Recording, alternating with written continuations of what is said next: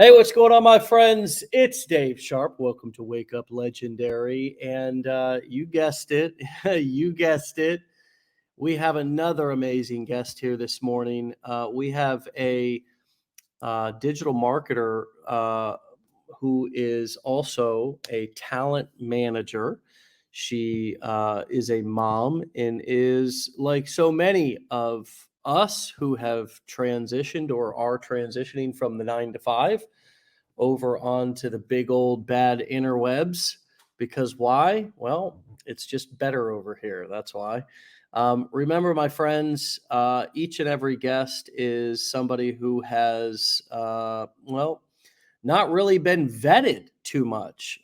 You are hearing the conversation first right here, right along with me, meaning that we're not prepping, scripting any of this. And again, for pretty much every single one of our guests on here, this is the first time that I'm ever talking to them as well.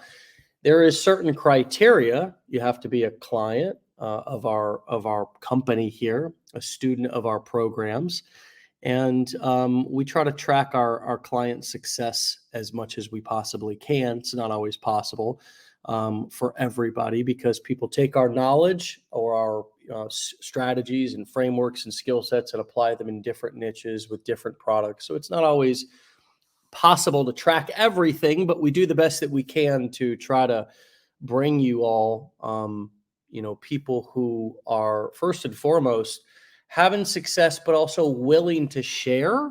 Okay. This is also a big step for a lot of people coming on here. In some cases, their first live ever. And so we'll learn about today's guest. I will learn about her right along with you. With that being said, I'm so excited and honored to welcome Megan to the show. How are you? Good morning. Hi, Dave. Good morning. Thank you so much for having me. Oh, it's my pleasure. Thanks for being willing to come on. Is this a big step for you to be live? You heard my intro a little bit. Have you been live before? Is this kind of your first time being live? I tell us what your general experience with internet marketing is or has been before we get into your story. So, first question, no, I've never done anything live like this before.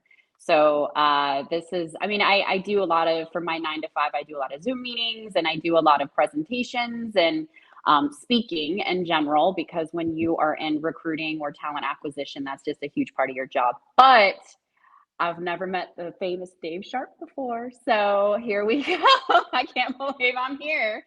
Um, so my experience here with digital marketing is zero. Absolutely zero. I took some marketing classes in college and I kind of experimented with it. I got my degree in communications with a background in public relations, but outside of that, I never had a TikTok account.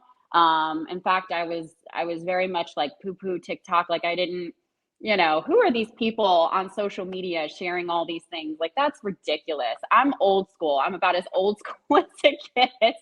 But here I am, Mm. posting videos and content and trying to live the life of a digital marketer. So Yeah, it's fun. it is.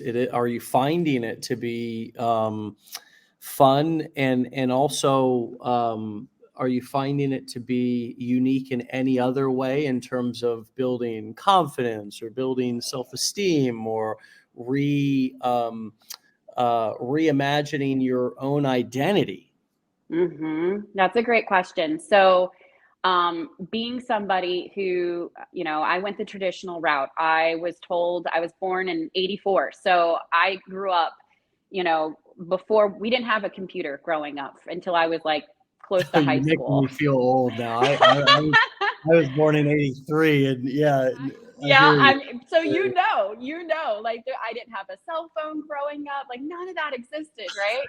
So I know, I trust me, my business partner, Juliana, she was born right before I graduated high school, and I was like, no, I'm so old.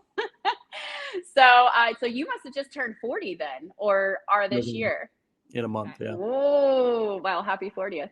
Uh, so, um, yeah, so in terms of this whole experience has absolutely opened my mind to the possibilities are endless. I never knew that this world even existed.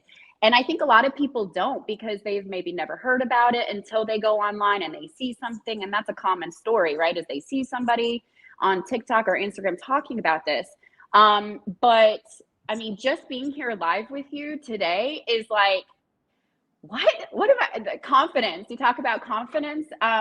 It's hard. It's hard doing this today. It's hard showing up every single day. It's, you know, when I took the 15-day challenge, it was hard.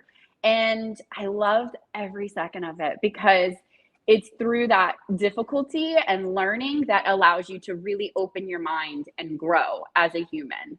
So, yeah, so and the community has been amazing, absolutely amazing. Becca Duncan, I know you know that name. She got me into all of this. Mm. She was my chiropractor for a couple of Oh, years. wow. And Are you serious? so, yeah, so Becca, I remember this so vividly back in the spring. She's like, "Oh, Megan, I'm quitting. I'm chiropractor. I'm leaving the gym," because we went to the same gym together too. And I said, "What are you doing? Like, you love this. You're so good at it." And she's like, "Well, I just bought a $2 million house, and but I make these like videos." And I was like, "What are you doing? Like, you need to show me what's up." When she told me how much she was making, I was like, "You're so full of it." And she was like, "I'm really not." And if you know Becca, you know she is the kindest, most honest, most amazing human you've ever met. Like, she genuinely cares about people. Mm. And so I trusted her and I was like, "Sign me up. What do I need to do?" So here I am. I mean, I am so outside my comfort zone, Dave, you don't even know, but Wow. you got to do That it. what a story. Oh my God. Yeah, we hung out. I hung out with Becca at our last mastermind, and I'll be hanging out with her again here in a couple of weeks. She'll be back down in Orlando. So I know Becca, and Becca is awesome. And that is so cool to hear that you knew Becca in the wild, you know, back in her Yeah. chiropractic days. You know what I mean? Not just on the internet. That is such a cool. We gotta make sure Becca sees this. Uh, Yes. She sent even me a message this morning about it. Oh, did she? Did she? She was like, "Is today the day?" Because I sent her a screenshot of the email and I was like, "Is this real? Like, why does Dave want to talk to me? Like, I don't get it." And she was like, "Oh no, this is a big deal. Like, this is really," and the community at Legendary is like, it's so uplifting and supporting. And I find so many people like Becca that are just so happy to share with you and give to you and want to help you. And Mm, so, yeah, I feel so lucky and blessed to be a part mm. of all of this. I really do. That's great. Thank you for saying that. That's very nice. That's kind, and we're happy to have you as well. You seem like an amazing human.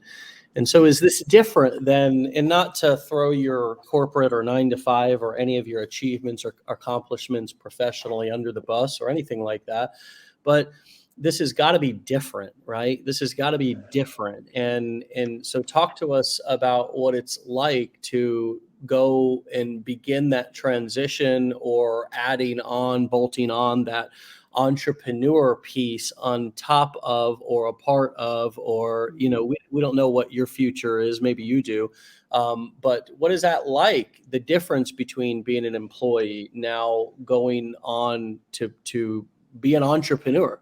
Hmm. So, first off, I never had dreams of becoming an entrepreneur. I was too scared, honestly. I think most of us feel that way at some point when we're just starting to consider the idea of working for ourselves or starting our own businesses. But I work currently for a company that was very much bootstrap startup that started from nothing 8 years ago. And I love the company that I work for. We're doing some really cool things in the cybersecurity space, and I want to do that in technology, but it is very different. And I have a big girl job. Like, I run meetings, I run the entire talent acquisition division. Mhm. And to add in an extra side hustle, building my own business in tandem with that has been extremely difficult. My time management has gotten a lot better. Mm, But also, like, I'm chasing my dreams. I'm mm, chasing, my passions and my desires. And we hear all the time about, if I were to die tomorrow, like, they're going to replace me by next week. And you hear about that, and you hear about, I think about the founders of our company that are, I'm the work that I do is essentially making them rich. And I think about that. And I think everybody who hears this today, or sees this video, needs to think about, why can't you make yourself rich? Like, why can't you take that step for yourself? And that first step is usually the hardest, because you're scared. You don't know what the future is going to hold, but if you don't try, like, you'll never know. And I know that's so cliche, but mm, it's so true. And I am finding it absolutely challenging, especially in the beginning, to balance my 9 to 5. I have 2 kids that are, basketball, baseball, hip hop, Girl Scouts, like, they're in all the things. So mm, I cut my sleep a little shorter. I get up an hour earlier, I work an hour later. You mm, build in the 2 extra hours a day, and you can get a lot done. You just have to utilize every single minute of the day. Every day I wake up with a plan in place of what I'm going to accomplish that day. mm. And you just keep grinding until you get what you want, the results that you want. So I feel like I'm well on my way. Like I said, I do love my 9 to 5 job. I spent 13 plus years in this industry. I was a staffing recruiter for 10 years and 100% commission jobs. Mm. And, it's, if I've learned anything, really the compliment to me starting my own business have been the lessons that I've learned as a recruiter. So Mm. it definitely has set myself up for resiliency, and learning that you're not always going to have good days. And when you Yeah, have bad days, you just got to pick yourself right back up. So, I think that, and that's all wonderful and powerful and well said. We asked you in a questionnaire that we sent out when we invited you on the show. We said, "What are you currently getting great results with that you'd be thrilled to talk with me about?" And you yeah. said, "I think I've had great results with a customer first attitude. Yeah. Whenever I make content or digital products, I'm constantly thinking about customers, audience, and what they want. It isn't Mhm. about me." I feel like that's transitions really nicely into what you just said, in how you've used your experience as a recruiter and as a communicator, to, when I think about you recruiting people for a position, you have to sell them. You have to show them what's in it for them.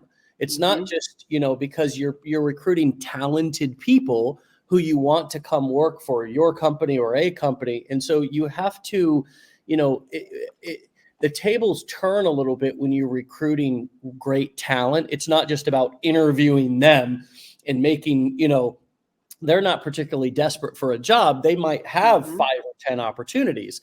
So you really have to help them understand what's in it for them. Tell me if that fits or not. And are you using some of that here, and how?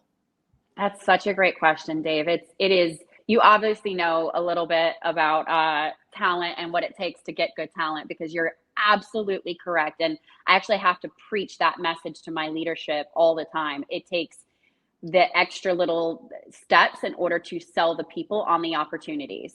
To your original, and what I wrote in that survey that you guys sent me beforehand, it is always about the customer, always, in anything that you do. And in recruiting, what I have learned is I am playing with people's lives. Like, think about that. These are people who are breadwinners of their family. They're on a very specific, it's mostly technology people, so software engineers, cybersecurity people.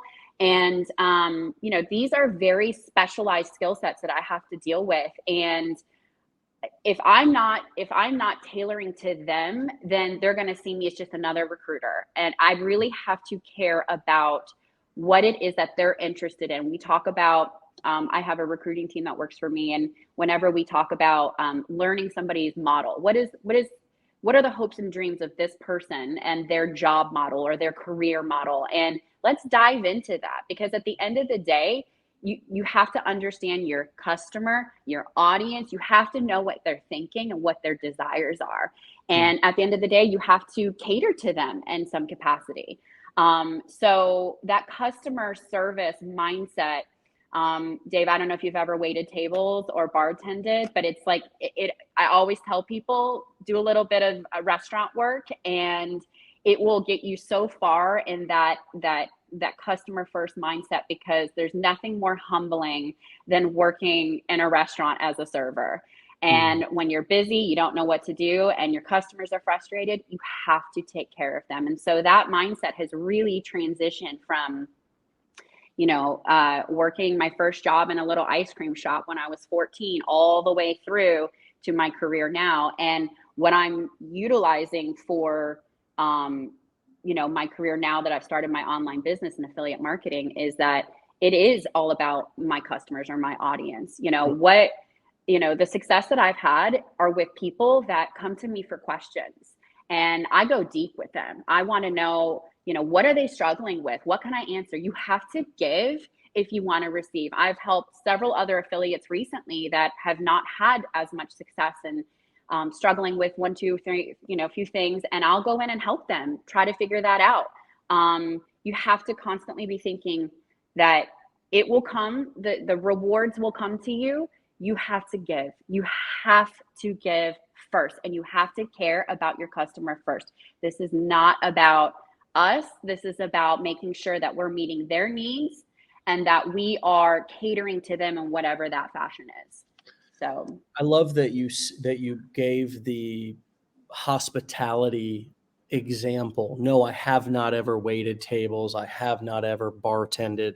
However, I do recognize it is one of the hardest jobs in the world, because you're always on your feet. There's labor involved. I mean, to me, balancing a tray with drinks is literally the so scariest thing hard. in the world, right? To do, like, I actually have a legitimate fit. Like, speaking on stage and doing videos and all that is not a problem for me, or it's at least I've trained myself for it not to be. But carrying a tray of drinks or food, or like, oh my God, that's terrifying. Um, It but I is. always tip well, and I always recognize and really try to validate great service. I had a buddy come in the other day, and he was flying through and stayed the night, and we went out to dinner, and there was this waitress that, just brought me a drink, a refill, when I was thinking about it. I had Anticipating it. Yeah, Yep. anticipating the need. And I just, Mm-hmm. I had to look up and say, my God, are you a mind reader? And of course, when her manager came around, I was so quick to be like, oh yes, Brittany is doing a fantastic job. Like, she's really one of the best servers I've ever had, because it is such a difficult job. However, what you just did was found the silver lining in it. And I think that is one of the most powerful things that we can all do, no matter what we're doing, is to ask ourselves, how has the experience that we have or have had in the past, how is that actually similar to what we're doing now? How can we use it with what we're doing now, instead of feeling like we're a duck out of water and sort of catastrophizing the situation? Recognize and admit that it is hard. This is Mm-hmm. not easy, but nothing worth doing. No success that you're going to achieve is going to be easy in anything.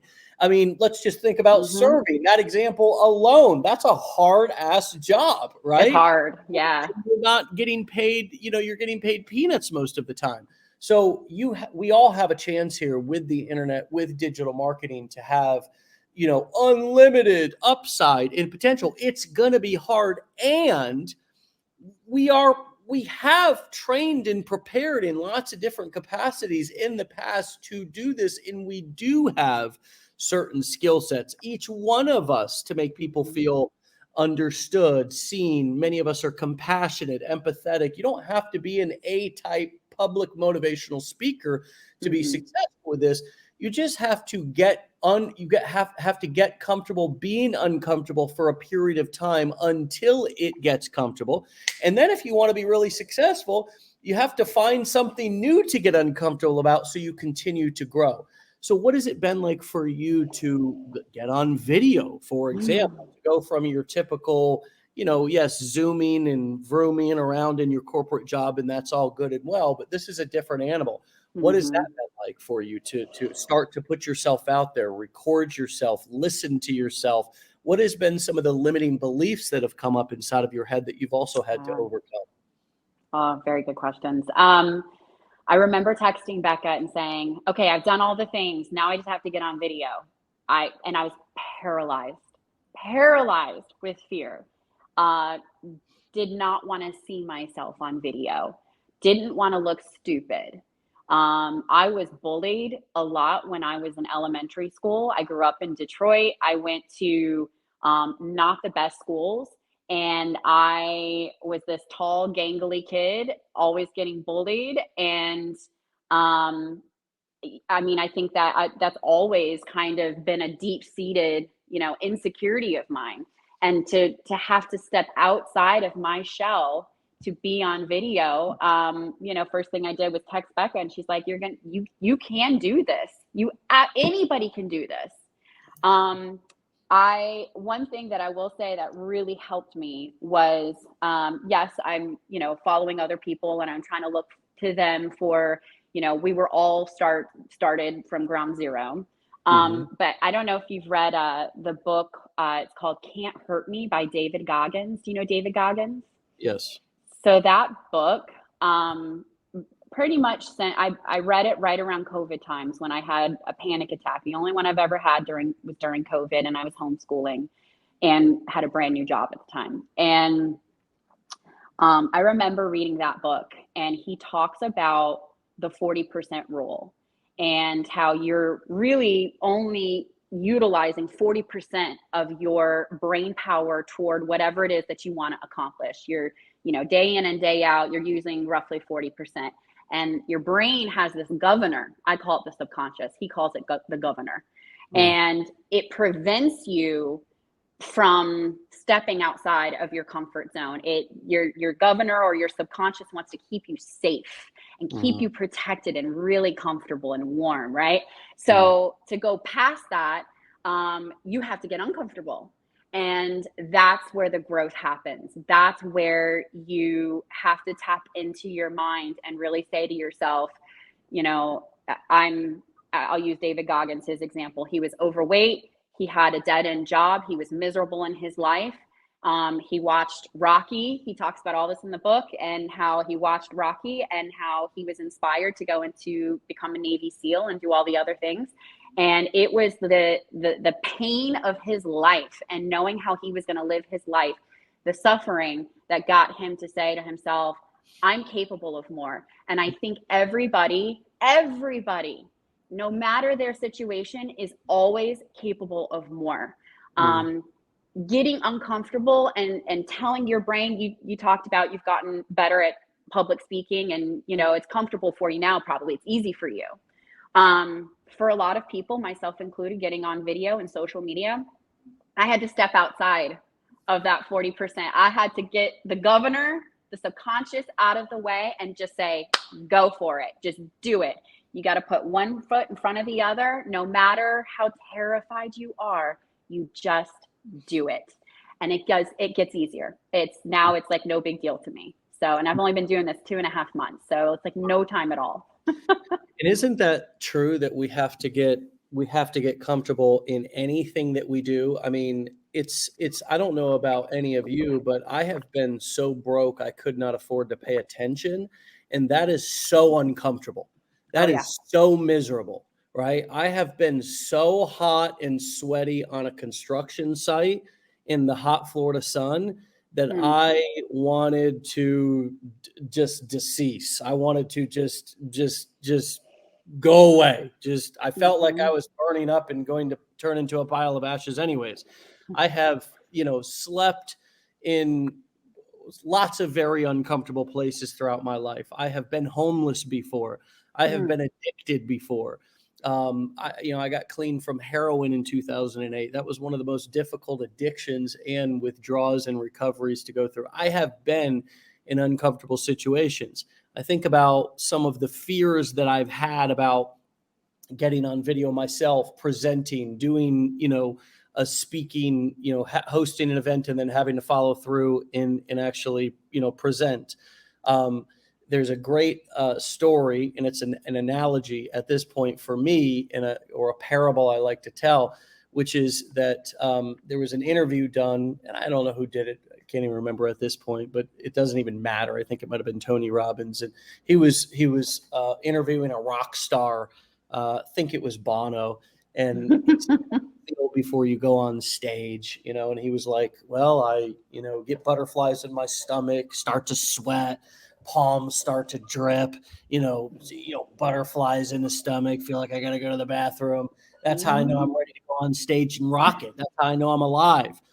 Same question was asked to a person who said, yeah, when I'm about to go up and speak publicly, I have butterflies in my stomach. My palms start to sweat. I start to, chest starts to get tight, and that's same exact symptoms. That's how I know I'm about to have a panic attack and Yes. fail, and Yes. have a breakdown, right? And so it's also about how we translate our symptoms, how we translate our feelings. And we can attach any meaning that we want to any situation, to any feeling. That's one of the most empowering things that I've discovered, is that my anxiety doesn't mean particularly that I'm not capable, that my depression doesn't mean that I am a pathetic person. Maybe it means that I'm empathic and take on the weight of people around me and the sadness, and I need to be careful. I need to protect myself. I need to make sure that I'm not allowing negativity into my life, my anxiety.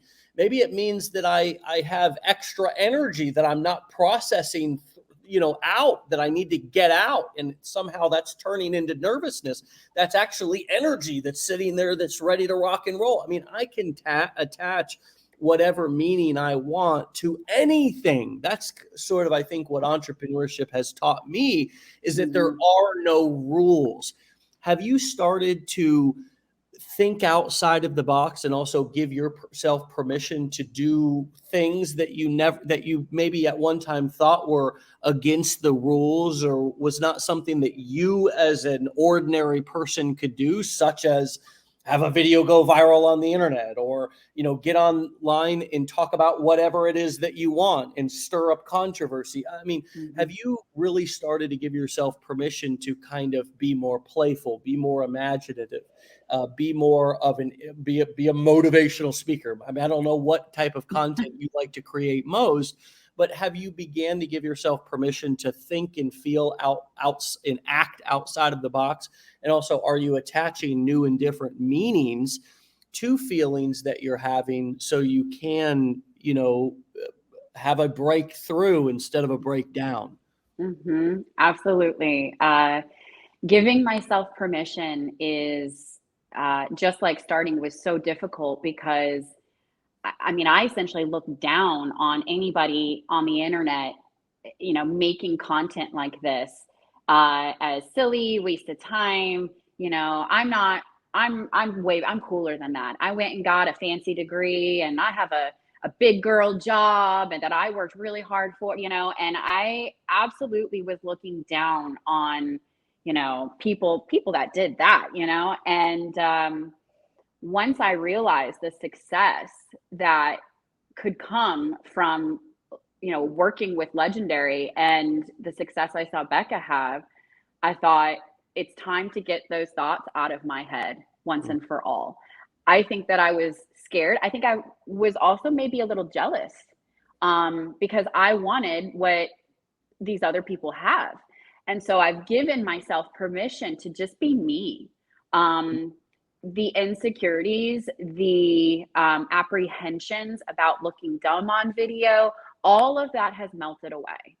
I posted a video the other day, and I got real for a second, and I was talking about our family in Israel that is currently, hunkered down, and we have cousins in the military. They haven't been called yet, thank God, but like, it's, you have to open yourself up to vulnerability, but also be tough enough to say it doesn't my cup of tea is not always somebody else's cup of tea.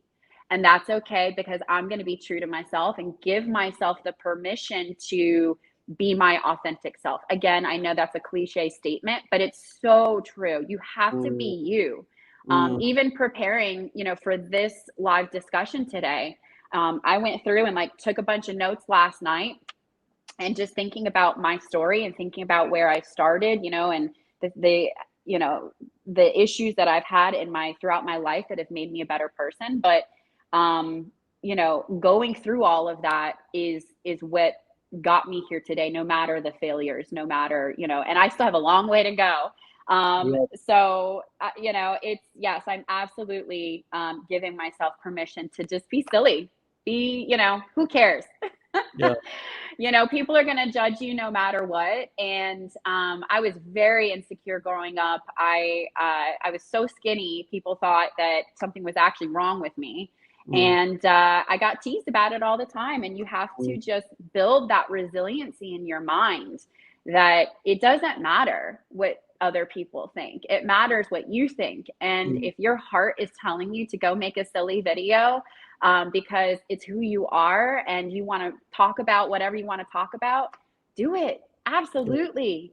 Don't be afraid. Just jump in and do it. I know it all seems very frightening at first.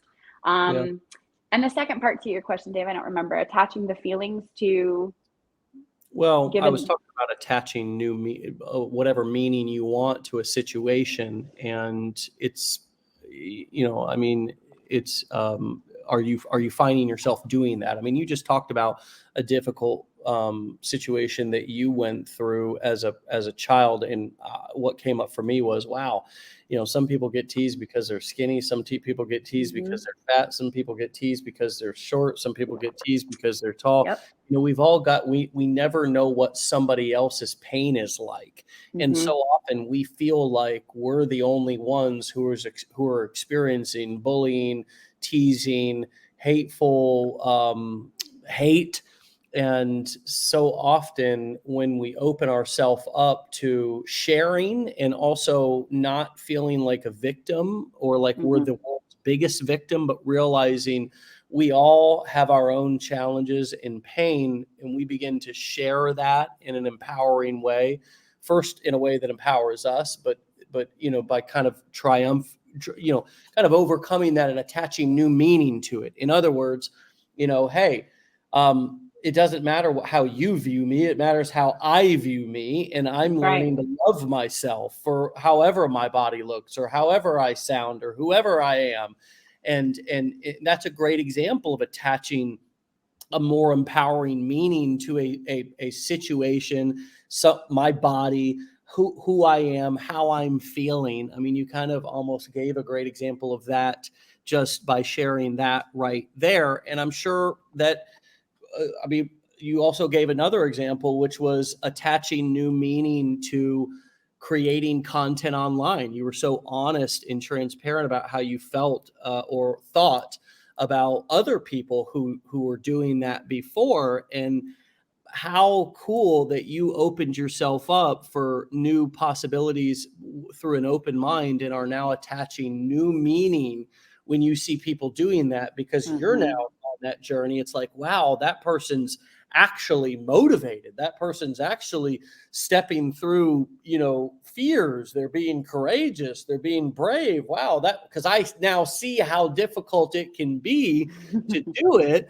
And you now have a newfound respect for people who are creating content online and building businesses online. And also you understand that, wow, there's a business behind that. They're not just doing it, or many of them, some are, but many are not just doing that just to waste time and be silly on the internet.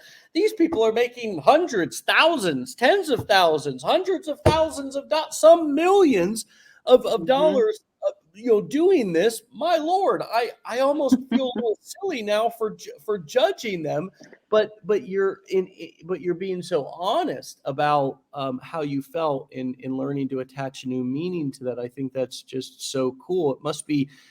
I think the older that we get, the more gratitude we have for being humbled and getting humble, right? Because we Mhm. realize that the humbler we are, the more open-minded we are, Yes. and therefore the more we get to see and then have an opportunity to seize opportunity. I would assume this process has humbled you in a good way. Very much. Absolutely. I mean, I was so shut off from that part of the world of any type of social media, online marketing, digital marketing. I was so closed off. I was in my safe little bubble, of my job that I'm really good at and I know like the back of my hand. And so stepping outside of that comfort zone and that bubble to really embrace these new skills that I've learned and embrace something for myself, something that I'm building for me and my family, is so important to me. And it is, I mean, I am so humbled that I have the opportunity to speak here today and use my voice. I mean, there's people out there with, learning disability. I mean, I have undiagnosed, I diagnosed myself dyscalculia. It's like dyslexia, but for numbers. I can't do numbers in my head. And so, I had every reason in the world I to think give up. Yeah. My kid, my older one is in 5th grade and he's doing math. So, I mean, I stopped helping him, I think in 2nd grade. I couldn't do it. So, so I have to stay humble with the fact that like, I don't know everything. You have to always be a student of life and learning. And I just have so much appreciation for people like Becca, who have taken their time to work with me and help me and, pass along the knowledge that they know. And I just have a newfound respect. I mean, I have so much respect for her and everybody that is working their little butts off to be successful as an affiliate marketer in whatever niche or industry. I just, yeah, I can't say. And again, it all comes back to everybody else for me. Like, of course, I want success for myself, but I want everybody else to, find their reason and find their why. And I think that is just, you boost other people up and it makes you even more humble because you know that you're doing something good for another human being. So. Yeah, and you had alluded to the fact that you had your own challenge during the pandemic and everything, and I think we all kind of did, right? Like that time I think humbled a lot of us. I know it humbled me because Oh I yeah. was like, you know how it humbled me? It humbled me because I actually had I actually thrived during that time, Really? because I financially anyways, and I saw all of these people, my fellow Americans and people all around the world who were just, our frontline workers, the real heroes of this country, right? Yep. And they were going in and having to like show up every single day and do God's work, man. You know what I mean? And I was like, damn, I had been doing internet marketing at that time for, when that hit in 2020 for roughly about 10 years. So, I mean, I was 10 years into this game. I was pretty financially set, I mean, I was doing well, and our company was starting to, I mean, this particular company was doing well or beginning to really kind of take off as well. And you know I was stuck at home in a beautiful home, spending time with my kids, and yes, zooming and all that kind of stuff, but I didn't have to go to a job. I didn't have to try to I wasn't relying on the government to send me a $1,400 check or anything like that. And I just, it made me really want to serve people more and be even less materialistic about like the things and the amounts of money and kind of all of that. And it made me have so much more respect for everybody who is working so hard in their own lives. You know what I mean? Oh yeah. Like that was a moment that just made me really and sure, it connected me back to my times when I was really struggling, when I was in construction, when I was trying to get this business off the ground back in 2010.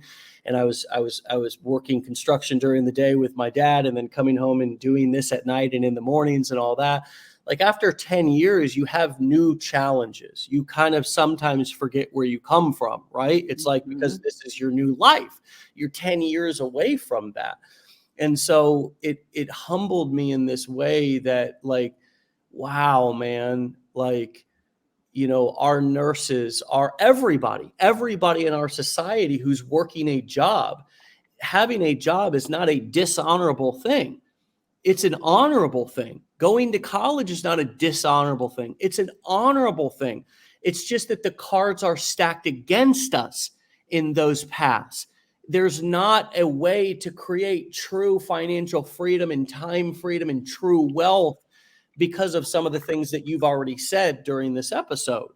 Um, and and so it made me all the more passionate to want to. And this is actually when we started doing Wake Up Legendary, was during that time in 2020. Really? Yeah. Wow. I mean, we did some morning shows, but we weren't interviewing, and I wasn't interviewing actual clients, right, every single day. So it was like kind of also a commitment on my part to kind of show our community that, look, we're not going anywhere. This isn't going anywhere. As a matter of fact, during this time, this is probably going to be the thing, right? Because everybody's stuck at home. That's And they're right. going to be looking for ways to make money online. So this is kind of the thing, and it did become the thing, right? And so I started to have, now I've had 800 and I think roughly 820 conversations Monday Wow. through Friday with people like you who I've never met before, who have taken one of our courses or all of our courses. And I just have come on here every single morning since March of 2020 and had a roughly hour-long conversation with somebody who I've never met before, but who is putting one foot in front of the other and doing the extra things in their life, to go the extra mile, to work even harder on top of their 9 to 5s, even on top of taking care of kids and all the things that we already deal with on a regular basis, to start this. And so it's just not only given me a newfound respect for what we do and what I did at the beginning to get my business off the ground, but also for what each one of my fellow man and women inside of my society are also doing. My fellow civilians, right? My fellow humans are also doing. My neighbors. I mean, you could very well be my neighbor. You could very well be a friend right in my town. It's just that I'm meeting you in this format, right? And it's like, we all have our own individual stories, and we all have our own individual challenges. And oh, by the way, all of us got through that together, right? Yep. We all got through that situation. So we're all survivors of not only that pandemic, but many other things in our lives. So yes, I've been humbled by life over the course of the last few years, and it's made me take this work even more seriously, because honestly, for the first 10 years, like, making money online was not that cool of a thing, right? Everybody Yep. had an opinion. You know what I mean? It was a scam. It was this, it was that. Now it's the coolest thing in the world because nobody wants to go back to the office, right? That's right. You know what I mean?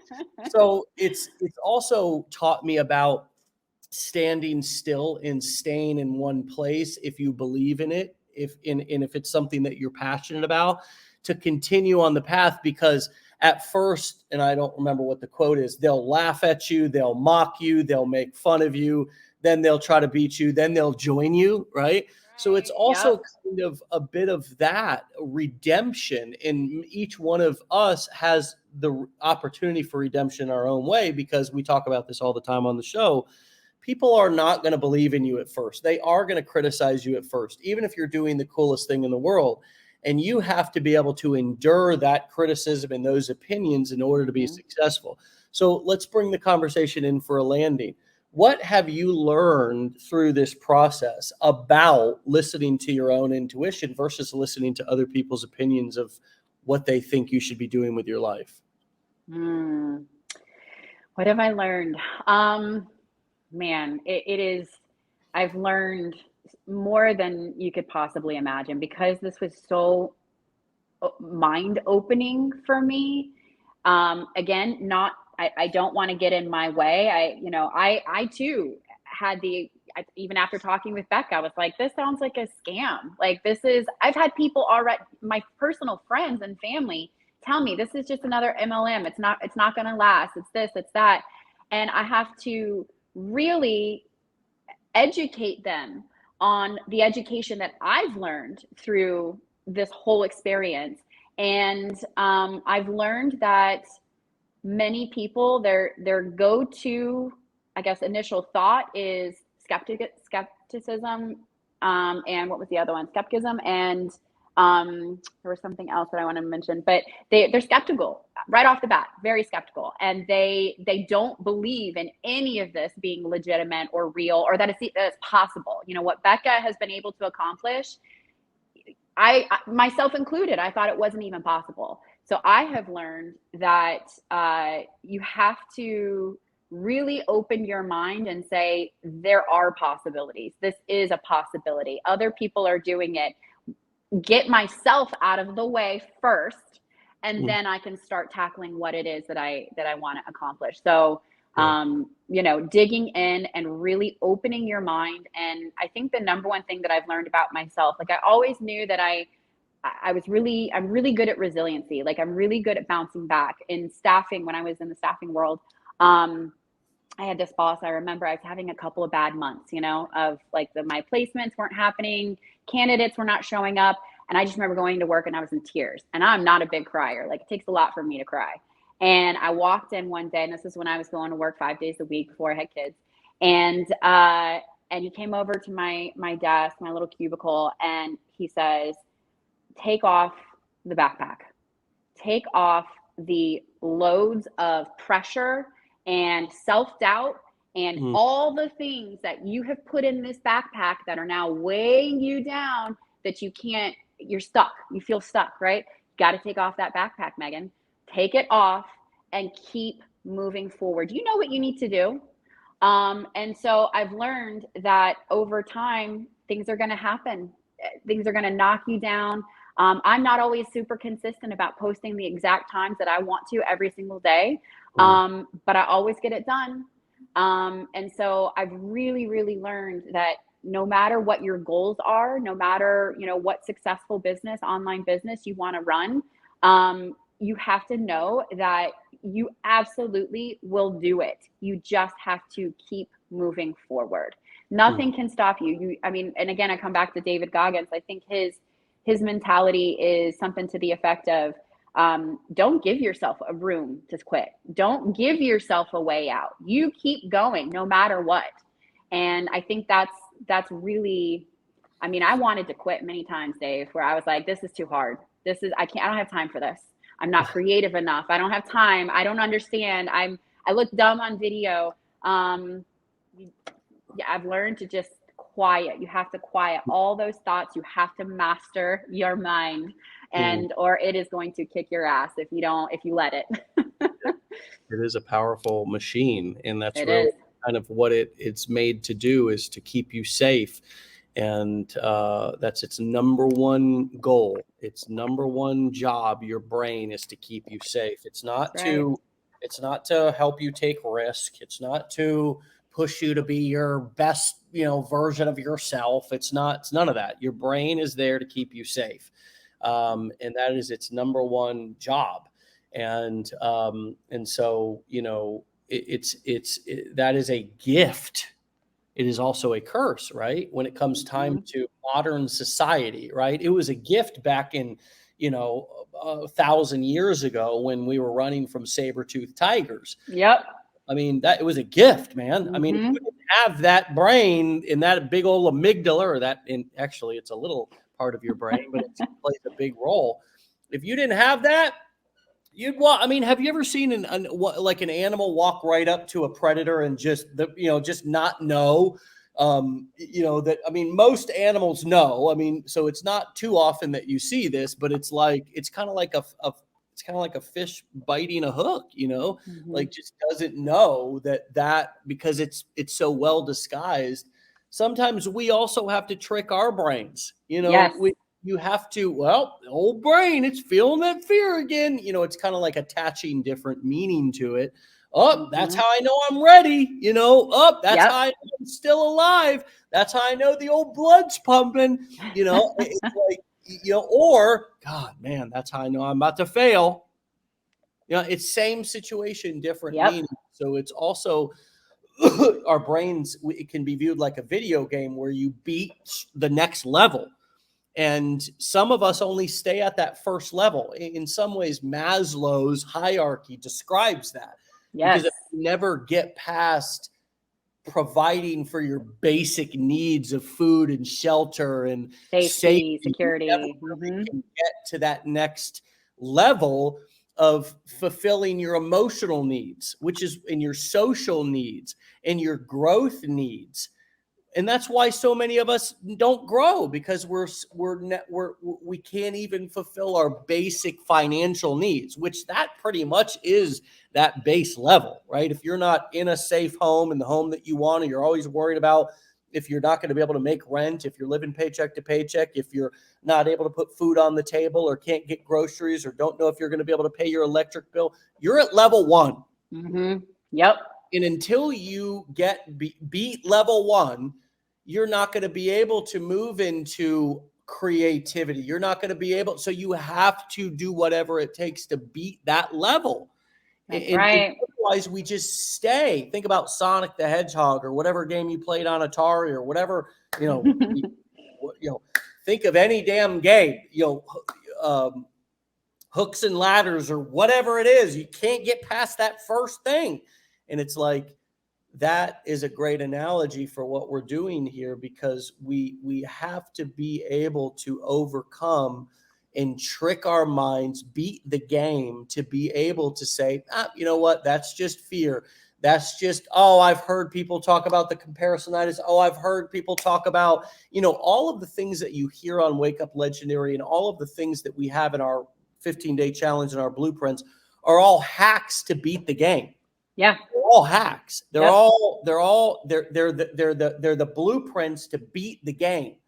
And it's all right there for you. And it's even more of an odd thing that the answers to beating the game are provided for us, and we still won't seize them. I mean, every single one of us should be going through that as if it was a map that was going to describe $1 million treasure, but we don't treat it like that, right? Because we don't view it like that. We attach disempowering meaning. I don't have time for this. And I see these in the comments. I'd love to do this. I'd love to be a millionaire, or I'd love to stop working paycheck to paycheck, or I'd love to have my own business, et cetera, but I can't find the time. Well, the time ain't going to find you. No, it's not. The time is not a person who knocks on your door and says, found me. And it's not going to come looking for you anyways. You're going to have to look for it. You're going to have to make it, create it. But again, all the hacks, all the cheat codes, whatever you want to call them, to the game are in our program, our courses. And that consists of what? Watching videos. The same thing here on this podcast or this show consists of listening. It's not even hard work. Imagine if we were living 1,000 years ago and you actually had to travel across the country or across faraway lands in order to just get bread or food, or you had to hunt, right? We've been so conditioned in this modern society to be so soft, right? And that doesn't have anything to do with being masculine, male, female. It just has to do with our mindset. And it was a lot what David Goggins talked about inside of his book. And so that is a wonderful book. And this has been a wonderful conversation. And I know that you have other things that you have to do. And thank you so much for your time today and sharing your honestly and vulnerably and trusting us with all of that information. It has been a real pleasure. And I just couldn't be more thrilled for you to have sort of followed in Becca's footsteps in a way, and come to share all of that with us. So it looks like you're getting a call in. People are starting to buzz you up over there. And are you still with me there? I can Sorry. see you. I can see you. I can see you. Can you hear me? You can't hear me. Little technical difficulties right here on the end of the show, my friends. Well, that's all for us here as Megan sort of tries to figure out how to get back on again. I can still see her. We'll go ahead and take her out because she was having a little technical difficulty. Hey, it happens to the best of us. My friends, this is Dave Sharpe. It has been an honor and a privilege to be with you here today. Megan, thank you so much for your time. Do you hear me yet? No, she doesn't hear me still. All right. Thank you so much, Megan. Everybody go follow Megan over on Facebook and Instagram over at Make Money with Meggy. That's Megggy, Make Money with Meggy. And absolutely powerful episode. Megan, thank you so much. I'm not sure if you can hear me yet again, but wanted to just thank you one more time for an amazing episode. And, just yet another great example of, somebody finding the cheat codes, figuring out how to beat level 1 to move on to the next levels and kind of what it takes in terms of the mindset to be able to do that. She has it. She's figured it out, and she shared so much of that today. And so, all right, my friends, get out of here. Have a fantastic, fantastic day. Megan, once again, not sure if you can hear me or not, but thank you so much. Thank you for your time and for your words. It looks like she was still just messing around and having some technical challenges. That's okay. That's fine. Because we got so much from her, and I hope that she'll come back and continue to share her journey with us in the near future. Shout out to Becca Duncan as well for being an inspiration to her. My friends, get out of here. Have a fantastic Tuesday. Be legendary. And man, we're just on a roll here with Wake Up Legendary. The episodes just keep getting better and better. All right, my friends, get out of here. Love you all. Peace.